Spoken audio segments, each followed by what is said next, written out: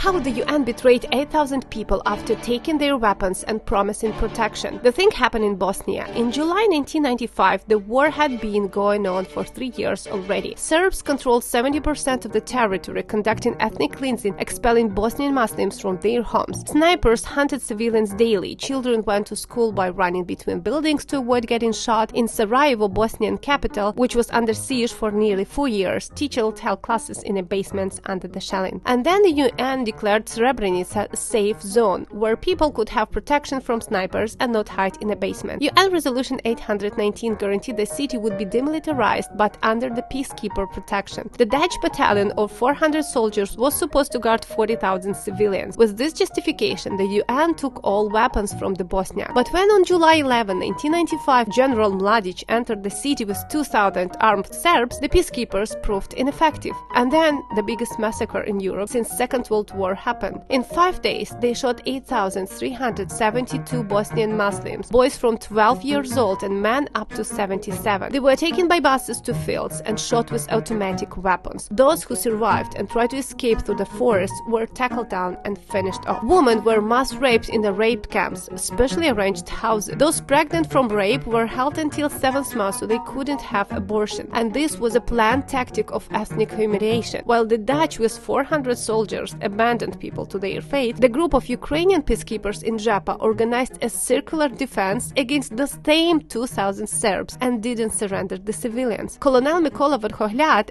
personally negotiated with General Mladic about evacuation, and then Ukrainians sat in each of 60 buses with refugees, so Serbs couldn't redirect them for the execution like they did in Srebrenica. Thanks to this, Ukrainians saved over 10,000 Bosniaks. What responsibility did the UN bear? None real. The Dutch battalion commander received awards. The UN admitted partial responsibility 20 years later. The court found the Netherlands responsible only for 350 deaths out of 8,000. Compensation to relatives 20,000 euros each 20 years after killing. Serbian volunteers who took part in the massacre later fought in Donbass on the side of separatists, calling so-called DPR. Same people and same methods. Europe watched the war for the 3 years as a regional conflict, supplied humanitarian aid but not weapons, called for negotiation with aggressor. 2 million Bosniaks out of 4 became refugees. The main lesson of Srebrenica: when the world says let's negotiate with the aggressor, prepare for the worst. When neighbors start looking at you as others, flee or arm yourself. Bosnian Muslims were Europeans who had lived on this land for centuries. They were killed not for any actions, but simply for who they were born as. Write what your thoughts about after this story and subscribe to not miss new ones.